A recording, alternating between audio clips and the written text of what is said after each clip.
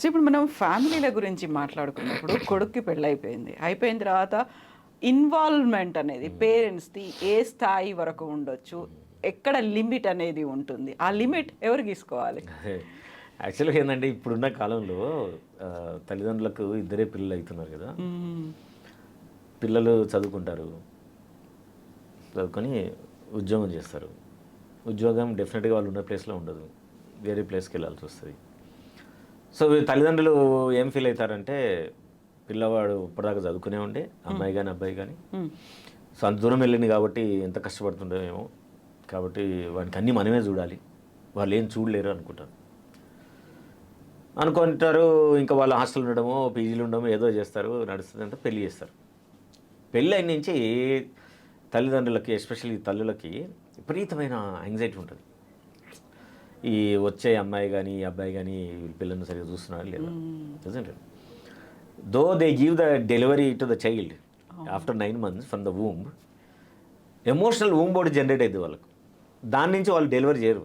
Wifi లాగా చుట్టూ చుట్టూ తిరుగుతూనే తిరుగుతూనే ఉంటుంది. ఉంటుంది. They are totally in the emotional womb of mother. Exactly. దాంతోటి ఈ పిల్లలు కూడా టోటల్లీ ఈ ఎమోషనల్ వూంబ్ నుంచి డిస్కనెక్ట్ కాలేరు వాళ్ళు. హ్మ్. ఇట్లే ఉంటుందేమో అనుకుంటారు వాళ్ళు. అనుకొని ఈ తల్లులు ఏం చేస్తారంటే ప్రతిరోజు అమెరికాలో ఉండనియండి, ఆఫ్రికాలో ఉండనియండి, లండన్లో ఉండనియండి, బెంగళూరులో ఉండనియండి, పొద్దున్న లేవగానే ఇక్కడి నుంచి ఫోన్ పోతుంది. అమ్మాయిలు అయితే నువ్వు ఏం వంట చేస్తున్నావు, ఏమి పెడుతున్నావు, ఎందుకు అంత కష్టపడతావు. అబ్బాయిలకు అయితే ఫోన్ చేసి ఇంతకు నీ భార్య నీకు వండి పెడుతుందా లేదా, ఫలానా నీకు ఇది ఇష్టం కదా ఇది చేసిందా లేదా, నువ్వు రోజు సాయంత్రం దాకా నువ్వు ఎక్కువ కష్టపడుతున్నావు, ఎక్కువ ఇది చేస్తున్నావు, నువ్వు ఇంట్లో ఎందుకు పని చేస్తున్నావు, ఆమె ఇంట్లోనే ఉంటుంది కదా ఏం చేస్తుంది. ఇట్లాంటివన్నీ అన్‌హెల్ప్‌ఫుల్ ఇన్వాల్వ్‌మెంట్ తల్లులకు ఎక్కువైపోతుంది. హ్మ్. ఎందుకు ఇది మనం తీవ్రంగా లోపలికి వెళ్ళి ఆలోచిస్తే ఈమె ఎందుకు అంత యాంగ్జైటీగా ఫీల్ అవుతుందనంటే, ఎప్పుడైనా ఎవరైనా యాంగ్జియస్ తోటి ఉంటే యాంగ్జైటీ జనరేట్ అయ్యి రిలేషన్షిప్లో వారు కావచ్చు, లేదు మామూలు విషయాలు కూడా అయినప్పుడు ఫస్ట్ మా దగ్గరకు వస్తే మేము ఏం చేస్తామంటే we'll check the relationship with her mother, with her. Hmm. వీళ్ళ అమ్మ తోటి వీళ్ళకి ఏ రకమైన సంబంధం ఉంది అది ఇప్పుడు రిఫ్లెక్ట్ అవుతుంది. వీళ్ళు పడే ప్రతి ఆ యాంగ్జైటీ, ప్రతి తాపత్రయం ఏదైతుందో వాళ్ళు చిన్నప్పుడు వాళ్ళ అమ్మ వల్ల ఏర్పడ్డ యాంగ్జైటీ ఇప్పుడు పెద్ద అయిన తర్వాత వాళ్ళ పిల్లల మీద చూపిస్తూ ఉంటారు. అవతల వాళ్ళందరూ బాగానే ఉంటారు, వాళ్ళ పనులు వాళ్ళు చేసుకోగలుగుతారు, అన్నీ చేసుకుంటారు, అయినా సరే ఈమెకు ఎక్కువ యాంగ్జైటీ ఉంటుంది. క్యారీ ఓవర్ క్యారీ అవుతుంది, అక్కడి నుంచి క్యారీ అవుతుంది, అవి వీళ్ళ మీద ప్రొజెక్ట్ చేస్తూ ఉంటుంది. కాబట్టి ఇలాంటి యాంగ్జైటీ తల్లులకు ఎవరైనా ప్రొజెక్ట్ చేస్తే మీరు చేసే యాంగ్జైటీ వాళ్ళకు సంతోషం ఇవ్వదు కదా, విపరీతమైన బరువును, బాధను, వాళ్ళిద్దరి మధ్య విపరీతమైన డిఫరెన్స్ ఒపీనియన్స్ని జనరేట్ చేయడానికి ఎక్కువ అవకాశం ఉంటుంది. కాబట్టి ఎవరైనా తల్లులు ఇట్లా ప్రవర్తిస్తే పిల్లలు మీరు దాన్ని ఉపేక్షించి అమ్మగా అని వదిలేయకండి. అది మీకు పెద్ద గుదిబండగా తయారవుతుంది. మీ సుఖం పోతుంది. మీ ఎంబడి మొత్తం వచ్చేసి ఇంట్లో ఏ కూర ఏం చేయాలా, ఎంత పప్పు, ఎంత ఉప్పు వేయాలా, ఎంత కారం వేయాలా, ఏనాడు ఏ డ్రెస్ వేసుకోవాలా, ఏ బట్టలు ఏడబెట్టాలి, ఇవన్నీ కూడా వాళ్ళకి డిసైడ్ చేస్తారు. కాబట్టి మీరు వాళ్ళ నుంచి క్లచెస్ రావాలంటే ఫస్ట్ మీ అమ్మా నాన్నల్ని కౌన్సిలింగ్ పంపండి.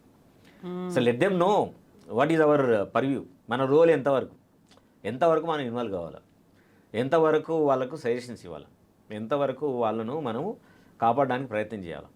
ఒకసారి పిల్లలు ఉద్యోగాలు చేసి పెళ్ళిళ్ళు వేసుకొని చేయిన తర్వాత వాళ్ళని ఒక ఇండిపెండెంట్ సిస్టంగా మనం చూడగలగాలి. చూస్తే వాళ్ళది వాళ్ళు కాపాడుకుంటారు, వాళ్ళది వాళ్ళు బెటర్ చేసుకుంటారు.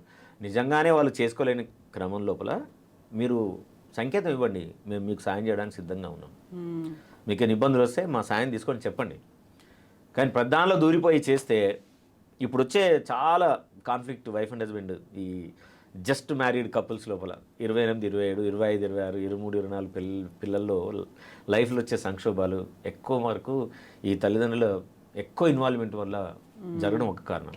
రెండోది పెళ్లి చేసుకున్న అమ్మాయి అబ్బాయిలకు కూడా వాళ్ళ రోల్ ప్లే సరిగా తెలియకపోవడం.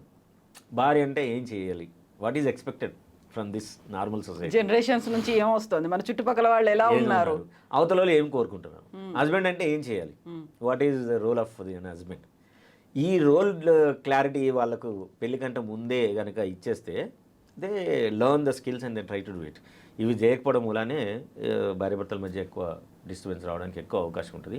కాబట్టి తల్లిదండ్రులని ఎక్కువ వాళ్ళకి వెళ్ళిపోయి వాళ్ళ పిల్లల కుటుంబాల్లోకి జొరబడి వాళ్ళకి ఇష్టం లేని పనులను ఇష్టం ఉన్న పనులను బీభత్సంగా చేసేసి వాళ్ళ జీవితం వాళ్ళు జీవించనీయకుండా చేయగలిగే ప్రయత్నం ఆపుకుంటే ఇటు వీళ్ళు బాగుంటారు, అటు వాళ్ళు బాగుంటారు.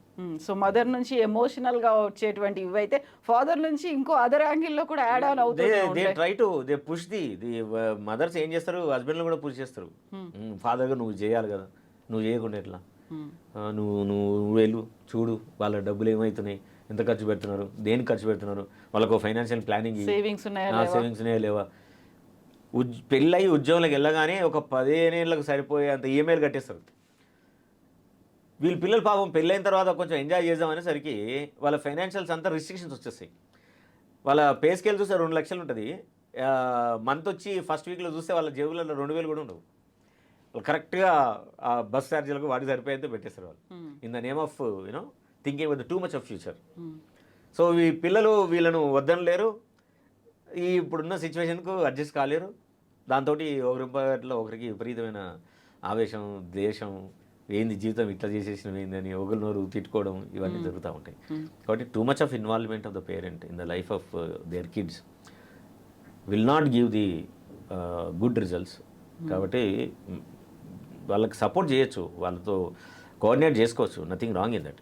కానీ అడగండి, మీకు ఫైనాన్షియల్ ఏమైనా సాయం కావాలా, ఎట్లా ప్లాన్ చేసుకోవాలా, మీరు కుటుంబాన్ని ఇంట్లో వంటను పనిని ఎట్లా బ్యాలెన్స్ చేసుకోవాలని ఏమైనా సజెషన్ కావాలా, how you are doing it, is it okay, are you going okay, లేకుంటే చెప్పండి, we all can plan, we can also give suggestions.